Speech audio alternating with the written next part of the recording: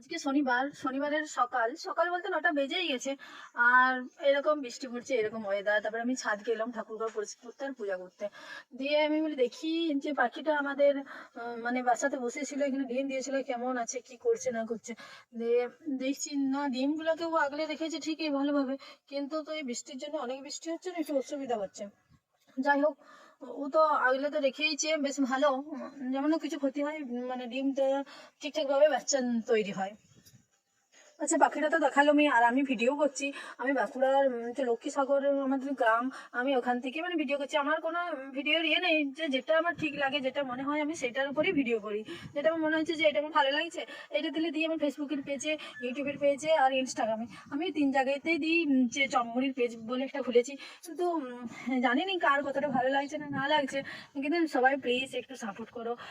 যে like, comment, share, আর ইউটিউবে সবাই পাশে থেকো, যেন আগামী দিনে ভিডিওগুলো ঠিকঠাকভাবে করতে পারি, বা কিছু উৎসাহ পাই। মানে লাইক, কমেন্ট, শেয়ার হলে তো বেশ তখন ইয়ে লাগে, যে করতেও ইন্টারেস্ট জাগে। এটাই সবাইকার কাছে বলছি আর কি।